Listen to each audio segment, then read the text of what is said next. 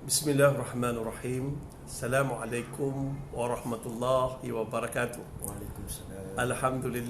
Alhamdulillah wa bihi nasta'in. Asyhadu an la ilaha illallah wa asyhadu anna sayyidana Muhammadan abduhu wa rasuluh. Wa nusalli wa nusallim hazal nabil karim sayyidil mursalin wa ala alihi wa sahbihi ajma'in. Amma ba'du. Alhamdulillah tuan-tuan, saya selalu highlight dalam slot motivasi pagi bersama Ustaz Hanafi, Zaki Ibni Yahya. Inilah orang dia. Zaki Ibni Yahya ni juga seorang pesakit kanser, juga Presiden Persatuan Ziarah Sahabat Kanser Malaysia. Jadi kita sedaya upaya untuk mencari dana dan membantu pesakit-pesakit kanser yang kurang kemampuan untuk menerima rawatan dan menjalani kehidupan seperti biasa. Semua yang live ni, yang bagi salam ni, Rohizah Izzah, Rozi Ana, Mustafa Sani, semuanya saya jawab salam. Ni Akuna Hussein, semua yang bagi salam saya jawab salam dengan lafaz Waalaikumsalam warahmatullahi wabarakatuh. Siti Suryana Musi, Muhammad Safrili, siapa yang ada kanser, pesakit-pesakit kanser, sila sebut, saya pesakit kanser, saya pejuang kanser. Nanti kita akan buat connection dengan Abang Zaki dan kita akan cuba ziarah, insya-Allah.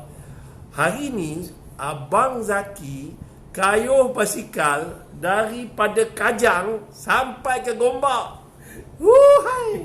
Kalau saya lah, mudah lah, tak payah buat lah. Abang Zaki seorang pesakit kanser. Macam mana Abang Zaki boleh dapat kekuatan untuk kayuh basikal ni? Kekuatan ni, Alhamdulillah. Assalamualaikum kepada semua yang mengikuti live bersama dengan Ustaz Hanafi, sahabat saya.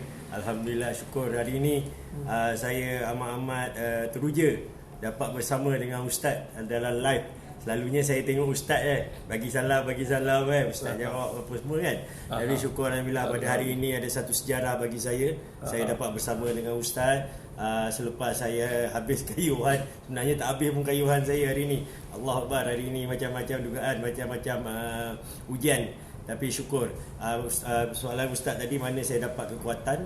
Kekuatan saya adalah daripada sokongan semua, terutama sekali daripada keluarga, daripada isteri dan anak-anak, daripada ahli Persatuan Ziarah Sahabat Kanser, dan juga daripada sahabat-sahabat dan juga masyarakat, insya-Allah. Jadi kita ni sebagai pesakit kanser, kita perlukan sokongan.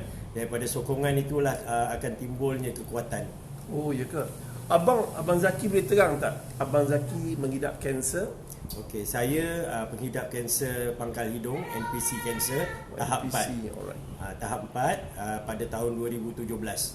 Oh, sama dengan saya, 2017. Saya Januari abang. Saya Ogos, okey.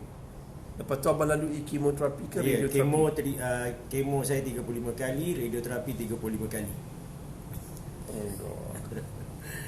Ulang balik bang, berapa kali kemo, berapa kemo kali? 35 kali, radioterapi 35 kali. Itu sejarah hitam lah hidup kami. Ya. Lalui kemo ni. Alhamdulillah. Ada seorang pesakit kanser tulis biol. Biol, betul. Dia jadi macam biol. Kita baca biol. Ini waktu saya ni radioterapi. Tunjuk. Ni waktu saya radioterapi.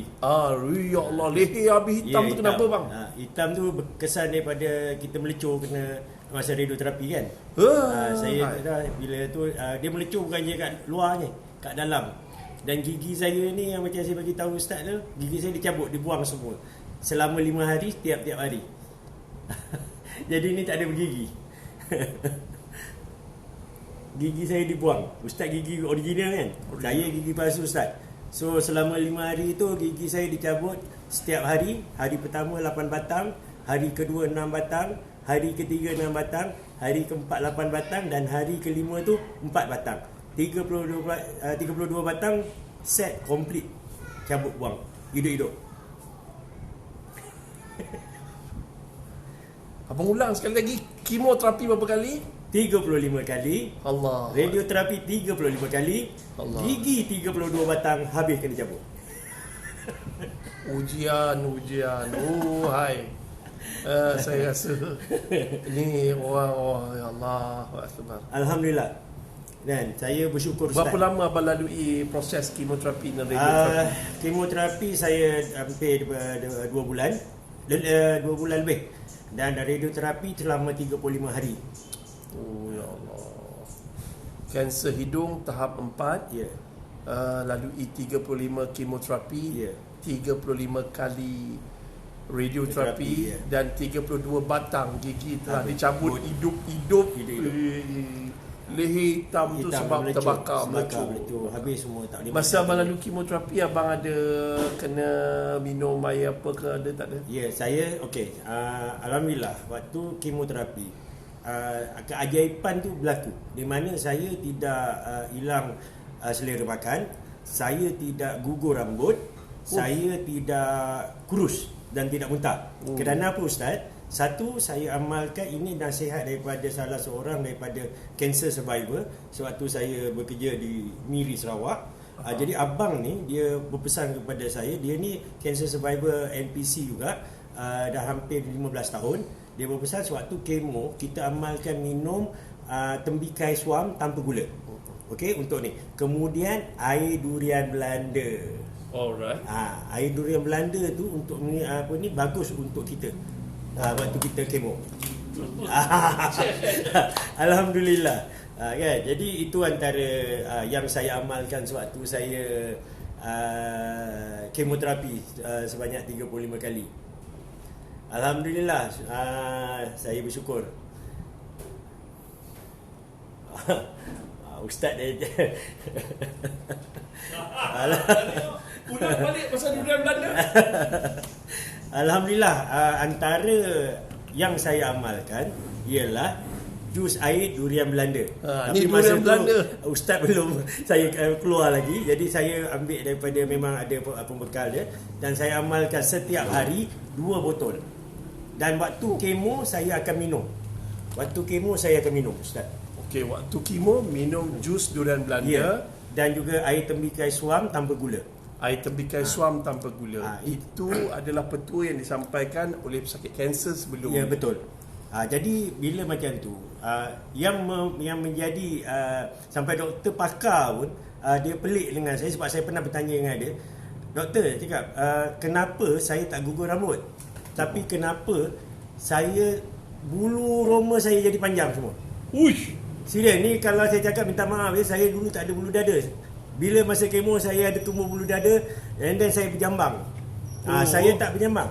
Jadi saya bertanya dengan doktor pakar, sedangkan ramai masa di Pusat Kajian Negara tu sahabat-sahabat saya yang gugur rambut apa semua kan. Jadi saya cakap, doktor, kenapa saya punya bulu jadi panjang? Kan doktor cakap, pakcik, saya pun tak tahu, mungkin pakcik adalah dia punya antibody ke lain, tapi saya dapat rasakan atas amalan yang saya amalkan, iaitu minum air jus durian Belanda. Alright. Itu saya boleh orang kata akui lah kan. Setiap bulan saya minum hampir 60 botol. Wow. Ya. 60 botol. Satu hari 2 botol. Okey, pesakit-pesakit kanser, kita nak baik cepat. Kita tak peduli kaedah apa pun. Betul. Jadi combination is the best solution. Kena ingat cakap saya. Jangan ambil durian Belanda je tanpa rawatan kemoterapi, radioterapi. Betul. Abang Zaki Betul. setuju. Tapi jangan ambil kemoterapi dengan radioterapi tanpa tinggalkan alternatif. Yes. Tapi why not kita combination apa? Combination. Yeah. Oh, bolehlah tu. Combination. Combination. Bila combination rawatan alternatif dan moden, dia lebih memudahkan penyembuhan. Okey Abang Zaki, ceritakan saya. Susah tak hidup sebagai seorang pesakit kanser yang Abang Zaki mungkin kena buang kerja ke apa ke dari sudut ekonomi, keluarga ke? Abang Zaki cerita sikit. Alhamdulillah. Macam saya selalu bila saya pergi bagi motivasi, pergi menziarah sahabat-sahabat kanser, saya tak memanggil mereka pesakit-pesakit kanser, tapi saya memanggil mereka sahabat-sahabat kanser dan anak-anak kanser. Dan saya menggelar diri saya pesakit kanser. Setiap kali saya menziarahi mereka, saya akan ceritakan apa yang berlaku kepada saya. Di mana sewaktu saya dalam sesi rawatan kemoterapi, saya telah diberhentikan kerja tanpa pampasan dan gaji, dan kemudian kami hilang pendapatan. Sebab tu hanya saya yang menjadi sumber pendapatan dalam keluarga. Jadi sewaktu saya di atas katil rawatan tu, bila saya dapat WhatsApp daripada syarikat mengatakan saya telah ditamat khidmatan kerana saya telah tidak layak untuk bekerja di atas sebab faktor kesihatan, isteri saya bertanya dengan saya. Dia tanya dengan saya dan saya masih ingat lagi, tanya kenapa. Saya cakap kita dah diberhentikan kerja. Jadi isteri saya cakap, "Babih, macam mana kita rawatan ni?" Saya cakap tak apa, insyaAllah kita redha. Itulah perkataan yang pertama yang saya keluarkan, iaitu redha yang keluar daripada mulut saya. Kerana sebelum ini saya bukan kata jarang, saya tak pernah lagi kata redha tu keluar daripada mulut saya. Betul saya Ustaz, saya cakap saya dulu hambanya, saya mengaku, saya tak malu nak mengaku, saya hambanya yang mengejar dunia. Okey, mengejar, saya nak bekerja, saya nak jawatannya sebegini, saya belajar, saya berusaha hingga mencapai apa yang saya inginkan. Saya nak gaji yang begini kerana bagi saya itulah rezeki saya. Rupanya Ustaz, saya cakap terang apa yang berlaku kepada saya. Saya tidak kata kepada yang lain, tapi kepada saya, bila Allah menarik nikmat kesihatan saya hilang segala-galanya. Saya hilang pendapatan, saya hilang jawatan, saya hilang kedudukan. Tetapi rupa-rupanya Allah tarik nikmat, saya hilang yang itu, Allah bagi yang lain, dan saya tidak hilang isteri dan keluarga. Allah, isteri fahamlah abang. Alhamdulillah. Pengorbanan isteri saya memang terlalu besar Ustaz. Masa abang bengok masa kemo tu kita memang biul kata kan, kita bermarah, bunyi apa semua. So saya nak beritahu pada keluarga yang berhadapan dengan suami ataupun isteri ataupun anak-anak yang kena kanser, kalau dia buat perangai tu, dia marah-marah, kena relax. Betul. Mereka bukannya marah maki hamun kita, bukan, tapi mereka berada dalam keadaan biol. Betul. Saya pernah Ustaz, waktu anak saya datang ambil saya daripada Pusat Kanser Negara, sepanjang perjalanan daripada Pusat Kanser Negara sampai ke rumah, saya maki hamun dia. Dalam kereta. Hingga kan bila sampai ke rumah, anak ni bercakap dengan isteri saya, kata, "Ma, kenapa abah tu?" Isteri saya cakap, "Sabar. Abah kena tengah macam tu, mungkin abah dalam keadaan yang stres macam ni." Isteri saya cuba memahami, kadang-kadang dia tak faham. Dia pun cuba memahami, dan walaupun dalam keadaan yang dugaan, saya pernah terbalikkan pinggan mangkuk. Isteri saya hidang makanan, lepas tu dia duduk jauh sikit lah. Lepas tu saya cakap, "Aku ni dah nak mati, kau duduk jauh-jauh." Saya terbalikkan pinggan apa semua. Allah. Jadi kemarahan tu mungkin satu daripada emosi kita sebagai pesakit kanser. Itu emosi kita tertekan, and then yang keduanya kesan daripada rawatan, ubat-ubatan yang kita ambil tu. Jadi bila selepas habis kemo, habis radioterapi, saya cakap balik dengan isteri saya cakap, saya minta maaf, masa tu saya tak tahu. Memang betul Ustaz, kita bukan kata biol lagi dah, kita sewil dah sebenarnya. Kan? Tu pasal bila saya jalankan Persatuan Ziarah Sahabat Kanser, saya menziarahi, saya akan berjumpa kes-kes di mana isteri ditinggalkan suami. Isteri ditinggalkan suami bila isteri disahkan sebagai pesakit kanser. Ada suami ditinggalkan anak dan isteri kerana keluarga tu tidak tahan dengan kerenah suami ni. Dan ada juga yang anak ditinggalkan oleh keluarga. Jadi perkara ini yang berlaku. Itu pasal macam saya cakap tadi Ustaz, kita perlukan sokongan. Jadi macam saya, Persatuan Ziarah Sahabat Kanser ni, saya cuba membuka minda masyarakat apa yang berlaku. Saya selalunya menziarahi, saya bukan memberikan motivasi kepada sahabat-sahabat kanser saya, tetapi kepada keluarga mereka macam mana untuk menghadapi menjaga seorang pesakit kanser. Menjaga seorang pesakit kanser bukan macam kita jaga orang kencing manis, macam orang sakit jantung. Betul. Sebab ubat kita Ustaz, ubat kita ni mahal satu mahal. Yang keduanya, ubat kita bukan berunsurkan dadah. Ubat kita ni berunsurkan iaitu nuklear dan juga radioaktif. Saya bertanya dengan doktor pakar. Masa doktor pakar nak injek saya, masa untuk bone scan, saya tanya, "Doktor, ni apa?" Dia kata tu radioaktif. Radioaktif yang buat bom tu ke? Yang buat bom tu. Tapi dia dah ubah kepada perubatan. Jadi saya cakap, ini kalau masuk ni meletup tak? Kan? Tak, jangan takut. Tapi kesan dia tu memang sama yang kita hadapi. Kan? Kalau kita kena, saya cerita sikit ni, tulang saya ni patah. Betul. Ni, reput. Reput sebab nurse tu tercocok terkena tulang. Reput terus, rasa macam Allah. Sekarang ni nak genggam apa pun rasa lemah je badan tangan saya ni. Betul. So saya kadang-kadang, tapi bila bawa motor okey. Alright. Abang Zaki cerita sikit. Okey. InsyaAllah. Jadi Yalah, antara kesan-kesan yang macam Ustaz cakap tadi, repuh tulang, apa ni. Macam saya sendiri pun, saya kebas, bisa-bisa, kadang saya diserang sawan, and then kadang boleh pitam. Itu mungkin side effect yang saya sebagai seorang pesakit kanser yang saya harus terima dan saya harus jalani lah.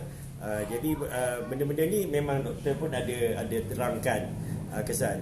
Jadi macam Ustaz cakap tadi, kemo, radioterapi jangan elak. Sebab Persatuan Ziarah Sahabat Kanser dan saya sendiri, bila saya menziarah, saya memberikan info kepada pesakit, pada sahabat-sahabat kanser ini dan keluarga mereka berkaitan bagaimana untuk menghadapi masa rawatan dan juga masa pemulihan. Saya tidak bercerita tentang perubatan. Saya tidak bercerita you makan ubat ni ke apa, tidak. Ataupun you makan suplemen ni tidak.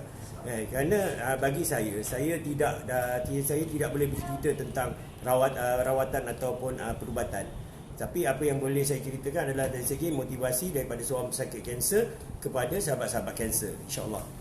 Terima kasih Abang Zaki. Banyak yang kita dapat belajar daripada Abang Zaki, dan saya harap tuan-tuan tolong share video ni. Sebab jangan belagak kalau kita sihat hari ni. Kau jangan bawa motor macam tu. Tak lama lagi dia kena kanser pun dia tahu langit tinggi rendah. Korang orang Melayu, tolonglah jangan ubah suai exhaust. Aduh. Ni marah ni. Ni kesan kemoterapi. Kesan kemoterapi tuan-tuan, dia menyebabkan kita marah. Kita sensitif dengan bunyi, pinggan belaga, sensitif dengan pandangan mata manusia. Kita rasa orang kita rasa nak mati, kita rasa orang tak pedulikan kita rasa macam-macam. Apa yang Abang Zaki tu betul. Apa yang Abang Zaki tu cakap betul. Kita tuan-tuan sekarang ni, Persatuan Ziarah Sahabat Kanser Malaysia memerlukan dana. Wallahi, saya dengar, saya tanya, saya interview Abang Zaki, berapa banyak dana yang dapat dengan kayu basikal ni. Ya Allah, saya dengar pun saya sedih dan saya marah. Tuan-tuan tolonglah. Abang Zaki dia kayu basikal untuk mengumpul dana untuk Persatuan Ziarah Sahabat Kanser. Tujuannya kita memberi support kepada pesakit-pesakit kanser yang sedang sakit dengan ziarah. Ingat, kelebihan ziarah pesakit kanser iaitu ziarah siapa-siapa yang sedang sakit, malaikat doakan kebaikan untuknya daripada pagi hingga petang ataupun petang hingga pagi. Jumlah malaikat yang mendoakan itu bukan satu, bukan dua, bukan tiga, tapi 70,000 orang. 70,000 orang. Tuan-tuan, 70,000 orang, 70,000 malaikat yang mendoakan kebaikan daripada pagi hingga petang, petang hingga pagi. Mereka tak pernah melakukan maksiat dosa, makbul. Dan tuan-tuan yang menghulurkan bantuan untuk sahabat Persatuan Ziarah Sahabat Kanser ni, bagi dana, bank in sikit, kemudian insya-Allah duit tu akan digunakan untuk ziarah. Tuan-tuan juga akan mendapat saham. Okey nah. InsyaAllah. Abang Zaki cerita sikit macam mana? Okey, sekarang ni saya dalam misi kayuhan jelajah ziarah sahabat kanser Satu Selangor, di mana hari ini adalah hari ketiga saya berkayuh basikal daripada daerah Kuala Langat pada hari pertama sehingga ke daerah Sepang, dan pada semalam daripada daerah Sepang, Dengkil, dan saya singgah pula ke Pusat Kanser Negara pagi semalam untuk ambil ubat. And then selepas urusan di Pusat Kanser Negara, saya berkayuh ke daerah Hulu Langat, iaitu sampai ke Kajang. Dan alhamdulillah kayuhan saya untuk 3 hari ini sudah mencapai 147 km.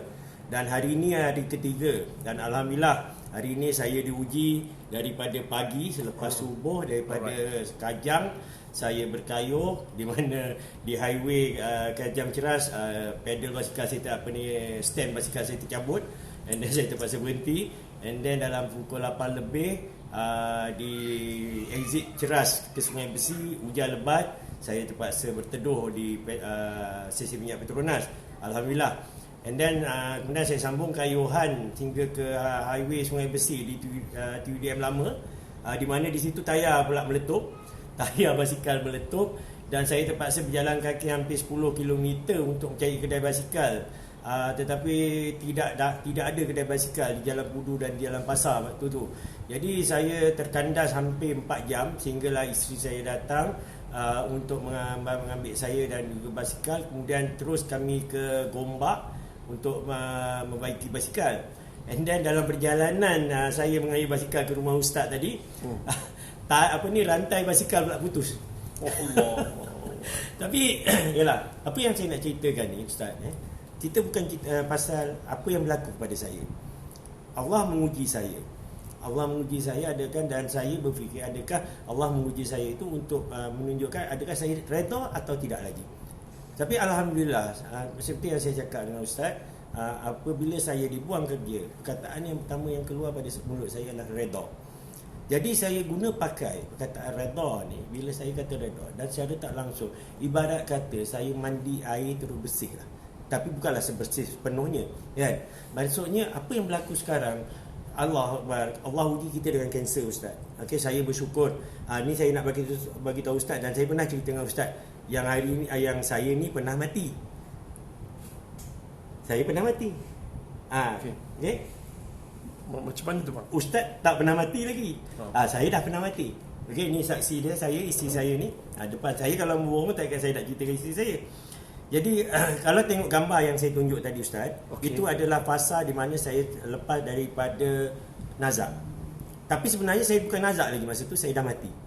Jadi hari tu saya hampir 2 bulan saya tidak makan dan tidak minum, kerana saya dah tak boleh masuk makanan dan minuman, kerana dah melecur, dah sakit teruk dalam, dah habis dah. Dengan gigi dah tak ada, macam mana nak kunyah kan.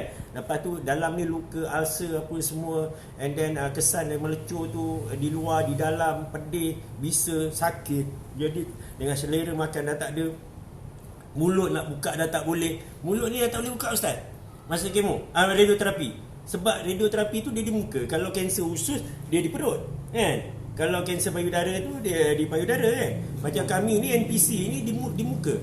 Di separuh daripada muka ni sampai ke leher dia radioterapi. Jadi mulut ni dah sampai dah tak boleh buka sebab dia dah melecur macam kesan kebakaran, dia terbakar, bukan kesan terbakar. Jadi satu hari tu sampai dekat hampir sebulan lebih, dekat 2 bulan lah, isteri saya cakap dengan saya, masa tu saya dah tak boleh menguruskan diri. Saya dah lumpuh, saya dah tak boleh nak angkat tangan, saya dah terbaring. Apa-apa juga isteri dan anak-anak yang uruskan, dan saya dah tak boleh bercakap. Jadi hari tu isteri saya cakap dengan saya, dia kata, "Bi, jom kita bawa pergi hospital pusat kanser untuk masukkan tube untuk salurkan susu." Sebab bila dia titikkan susu, dia pakai sudu pun terkeluar balik dah tak boleh. Jadi saya dalam hati saya ustaz, saya cakap saya tak nak pergi. Kalau nak aku nak mati dekat rumah. Aku tak nak mati kat hospital.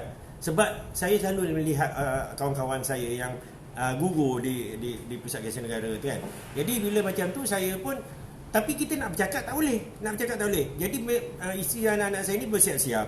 Jadi saya ni diletak di ruang tamu secara menunggu mereka bersiap-siap untuk bawa saya pergi hospital. Jadi di depan saya tu ada TV dan dinding lah dengan kabinet TV.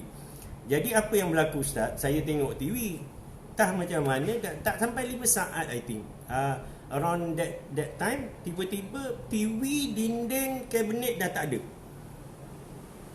Di depan saya, ni lillahi ta'ala, ini apa yang pengalaman yang mendengar hari ini tentang cerita ini. Jika tidak percaya, saya tidak ada masalah, saya tidak kecil hati pun.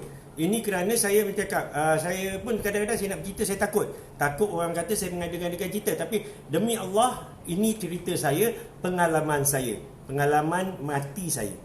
Okey, jadi bila saya lihat dinding dan TV dan kabinet TV tu dah tak wujud, apa yang saya nampak ustaz, kalau saya cerita memang bulu roma saya akan naik. Okey, 2 daun pintu yang besar ni, ada 2 daun pintu begini berwarna hitam. Okey, kalau kita tengok warna hitam di dunia ni, rambut kita hitam, pintu ni dia lebih hitam, very dark, very thick, sangat-sangat hitam. Walaupun dia hitam tetapi dia ada corak. Dan orang selalu tanya saya, corak dia macam mana bang? corak dia sangat cantik. Sebab apa saya kata cantik? Saya suka tengok corak tu. Dan corak tu tidak ada di dunia. Kalau di pintu di dunia ni, dia ada 4 segi, ada bentuk daun, ada bentuk berbagai kan. Dan ada orang cakap, bang, lukis bang macam mana corak tu? Kalau saya lukis sekarang, dia akan berselirat. Sebab saya tidak boleh terjemahkan ingatan saya ini kepada lukisan. Okey. Jadi pintu tu sangat tinggi mencecah sampai ke siling rumah saya. Saya tahu waktu tu saya di rumah, bukan saya ada di alam lain. Bukan saya ada di alam yang, saya masih sedar masa tu. Jadi bila saya tengok pintu tu dan pintu tu tengok saya cakap, mana datang pintu ni? Kan?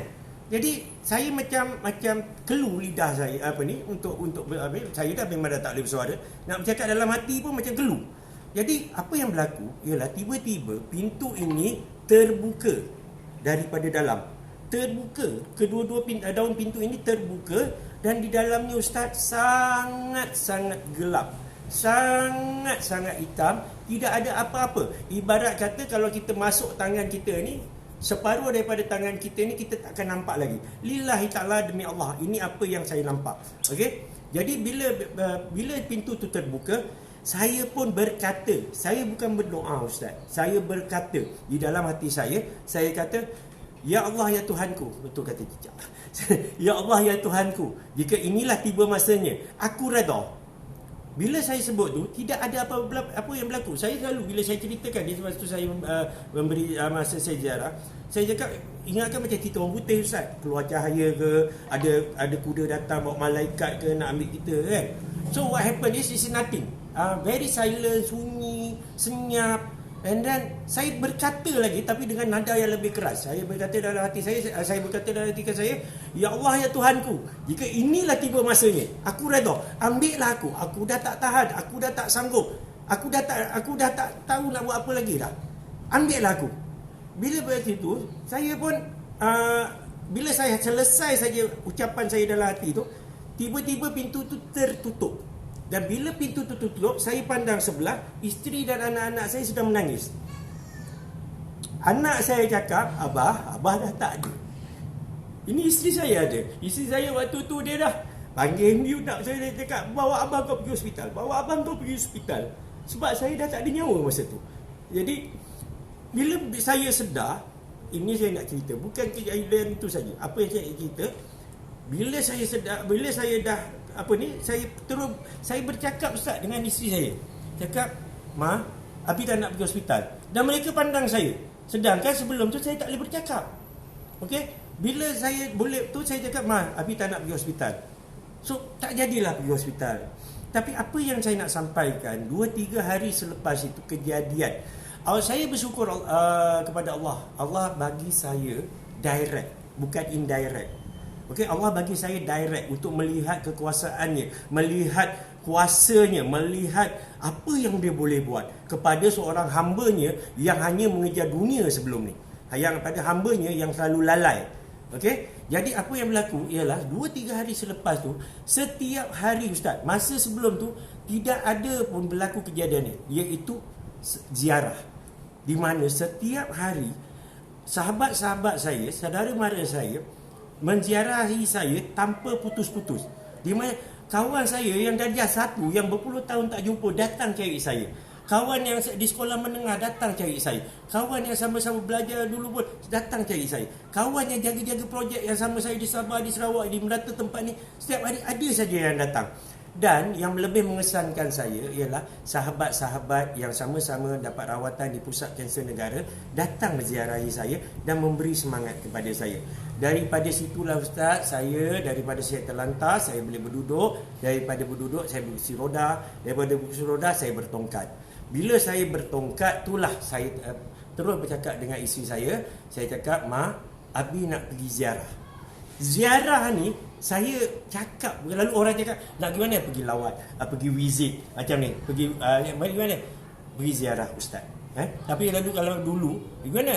Nak pergi tengok kawan lah, nak jumpa kawan lah. Tapi apa yang berlaku Ustaz, saya terus cakap ni, Ma, kita pergi ziarah. Kemana? Kita tengok Rasdan. Okey, saya nak ceritakan pasal Rasdan. Okey, ini sebab dia ada hubung kait dengan saya. Okey, ini Rasdan. Okey. Ini sewaktu dia menziarahi saya. Ini dia menziarahi saya sewaktu saya ni lah. Dia Rasdan adalah seorang pesakit kanser darah. Okey, kanser darah. Dan very agresif dia punya kanser dia. So, dia memberi saya semangat. So, bila saya kata nak menziarah, saya sebut dengan isteri saya nak menziarahi Rasdan. Kerana apa? Saya pun tak tahu kebetulan Rasdan di-attack balik oleh kansernya. Allah. Okey. So ini waktu saya menziarahi arwah Rasdan. Maka dia tunggu dulu. Sikit. Sibat. Arwah Rasdan. Okey? Meninggal di Tanjung Perak. Allah. Okey. Apa yang nak saya ceritakan? Nanti kita share dekat wall. Okey, apa yang saya nak ceritakan ialah di mana sewaktu saya nak balik, arwah berpesan kepada saya. Berpesan. Dia kata, "Bang, kalau abang kuat, kalau abang sihat, abang buatlah apa yang abang buat sekarang. Abang ziarahlah kawan-kawan kita." Jadi waktu tu saya cakap dengan dia, dan kena kuat macam abang. Pada waktu tu saya ingat dalam 60% saya recover. Tapi saya nak tunjukkan pada dia yang saya boleh. So dia kata, "InsyaAllah bang, saya ni. Tapi abang kena kuat. Abang kena ziarah kawan-kawan kita nanti, ya bang?" Dia kata. So insyaAllah, dan abang pegang kata-kata ni. Saya janji, abang janji insyaAllah. So apa yang berlaku? 2-3 hari selepas tu, isteri saya mendapat panggilan daripada isteri Bala. Isteri Bala ni seorang pesakit kanser paru-paru dan juga jantung. Jadi isteri Bala ni cakap, "Akak, abang kat mana? Abang okey tak?" Bila isteri cakap, "Okey, abang, akak boleh tak bagi tahu abang kalau ada free ke apa, datang tengok Bala hari-hari sebut nama abang." So bila isteri saya sampaikan kepada saya terus cakap, "Okey, jom esok kita pergi." Isteri saya terkejut. "Dari mana kita nak cari duit?" Cakap, "InsyaAllah ada rezeki kita nanti." Dan memang betul. Daripada situ saya pergi menziarahi Bala. Sebelum tu saya menziarahi Abang Wahid di Seremban. Kemudian saya pergi jumpa Bala. Ini saya nak tunjuk mana Bala menziarahi saya. Ini dia menziarahi saya. Okey, ini waktu saya di Pusat Kanser Negara. Okay. Waktu ni Bala dia dah stabilize. Okey. So saya menziarahi Bala, dan masa tu Bala dah drop. Dia terpaksa pakai oksigen. Okey, jadi bila saya nak balik tu, isteri Bala berpesan, "Bang, abang pergi tengok kita punya kawan-kawan ya. Kalau abang ada masa, abang pergi. Saya tengok abang kuat." Dia kata. Okey, saya cakap kasturi kan. Puspa. Cakap, "Okey Puspa, and then kita dah macam satu family, walaupun dia berbangsa India, tetapi saya dah anggap dia macam adik saya." Jadi alhamdulillah, daripada situlah bermulanya ziarah saya bersama isteri saya menziarahi sahabat-sahabat. Kami ada 10 orang yang rapat di Pusat Kanser Negara, tetapi sekarang ni yang tinggal saya seorang. Jadi Persatuan Ziarah Sahabat Kanser ni, saya memegang pesan dan amanah. Pesan dan amanah daripada sahabat-sahabat saya yang telah pun berehat di sana. Saya masih lagi berjuang. Kadang-kadang bila saya berdoa, saya duduk seorang-seorang, saya cakap, "Aku cemburu dengan korang. Korang dah lepas, tapi aku tak lepas lagi. Kenapa korang nak bebankan aku?" Saya selalu cakap macam tu. Tapi rupanya ada nikmat dia. Allah bagi saya peluang kali kedua ni. Rupanya inilah. Saya dah puas dihina, saya dah puas difitnah, saya pernah digelar menjual penyakit, saya pernah digelar menggunakan penyakit saya. Saya pernah digelar bersama isteri saya kena sumbang, tiada siapa-siapa yang akan mengikut apa yang saya buat. Saya bersyukur, dan saya pernah dimaki, dihina di depan isteri dan anak saya. Tapi saya bersyukur, apa yang saya lakukan ini, apa yang saya buat ini, kesabaran ini, ketabahan ini, yang mengubah saya ialah kanser. Saya cakap terang, kerana kanser lah saya bertemu dengan insan-insan hebat. Antaranya yang di sebelah saya ini, insan-insan hebat. Dulu saya tengok dalam Facebook, seperti juga dengan Datuk Seri Mahdi dan beberapa orang lagi yang saya jumpa, insan-insan yang hebat. Kan? Saya tidak hebat. Saya hanya seorang pesakit kanser yang cuba membantu sahabat-sahabat kanser saya. Jadi kayuhan jelajah ziarah sahabat kanser selama 10 hari ini yang bermula pada 27 dan untuk siri pertama berakhir pada 31 hari bulan Disember dan akan disambung pada 10 hari bulan Januari sehingga 16 hari bulan Januari 2021. adalah satu untuk menziarahi sahabat-sahabat kanser. Tetapi apakah daya di Selangor sekarang ni banyak zon merah, saya pun tak nak menjadi masalah. Jadi kita tak menziarah, cuma kita salurkan sumbangan. Yang keduanya adalah untuk mencari dana persatuan. Kerana Persatuan Ziarah Sahabat Kanser tidak ada bantuan atau sokongan daripada mana-mana. Sama ada agensi kerajaan ataupun daripada siapa-siapa, kecuali daripada sahabat-sahabat yang contohnya macam Berkayuh ini. Saya Berkayuh ni alhamdulillah ada sahabat saya yang bagi sumbangan dan saya gunakan duit pencen saya untuk Berkayuh, untuk saya kumpulkan, di mana saya cuba mencari selama saya panggil misi saya ini 10 hari RM RM10 2,000 dermawan. Kerana dengan sumbangan inilah akan saya salurkan kepada sahabat-sahabat kanser yang memerlukan, dan juga bagi meneruskan Persatuan Ziarah Sahabat Kanser. Kerana ini adalah usaha terakhir saya untuk mencari dana. Kerana saya telah mencuba pelbagai cara. Saya ibarat kata Ustaz, saya dah jual maruah saya Ustaz. Saya dah letak maruah saya di tapak kaki orang. Saya merayu, saya meminta-minta, bukan untuk saya. Tapi masih belum ada rezeki bagi saya, dan ini adalah usaha yang saya buat. Ada orang yang WhatsApp saya, ada juga sahabat saya bertanya, kau ni dah gila ke? Kau ni dah lah sakit, kau ni dah tak kuat. Okey bang, kita cuba ringkaskan. Satu, abang kena sebut nombor akaun. Nombor dua, nombor telefon. Alright. Tolong tuan-tuan, tolong. Saya tahu saya sakit kanser, saya pernah kena kanser dan kemudiannya masih dalam rawatan sekarang ni tuan-tuan. Satu, iaitu kita orang hilang dari sudut income, dari sudut pendapatan. Kita ada anak, kita ada isteri nak kena tanggung, dan kita nak lalui rawatan yang agak mahal. Okey. Nombor telefon, nombor tak nampak. Nombor akaun Persatuan Ziarah Sahabat Kanser Maybank 562469322747. Saya ulang, 562469322747. Maybank Persatuan Ziarah Sahabat Kanser. Atau boleh juga layari follow page Persatuan Ziarah Sahabat Kanser di Facebook, Instagram dan Twitter. Mudah-mudahan tercapai hajat 2,000 orang RM10. RM10 tuan-tuan. Mudah-mudahan RM10 Abang Zaki dapat berziarah lebih ramai pesakit-pesakit kanser yang ada kat Malaysia ni, dan memberi semangat. Kebanyakan orang hidup tapi tak ada semangat. Dia hidup tapi bila dia tak ada semangat, dia sebenarnya dah mati. Dalam masa yang sama kita boleh merebak. Betul tak ni? Azhar ni, cuba cek dengan Azhar Nordin ni. 562469322747. Cuba tengok. 562469322747. Betul-betul. Okey geng, kalau boleh masukkanlah RM10 ke, nak bagi lebih, mudah-mudahan Allah Ta'ala je balas jasa baik tuan-tuan. Saya kesian tengok Abang Zaki dalam sakit kanser, kayu bersekal la ilaha illallah Muhammad Rasulullah. Asyik baik Abang Zaki dia tak pakai seluar ketat. Kalau pakai seluar ketat memang ku rembat hari ni. InsyaAllah tak. Tuan-tuan dermalah, derma RM10 pun tak apa, dapat 2,000 orang penderma, bolehlah kita banyak bantu sakit kanser. Memang kita tahu gelandangan susah, memang kita tahu ramai orang kena COVID susah, tetapi susah mereka, susah lagi pesakit-pesakit kanser yang dalam keadaan sama sudah jatuh ditimpa tangga, dah kena kanser, dari sudut ekonomi macam Abang Zaki kena buang kerja.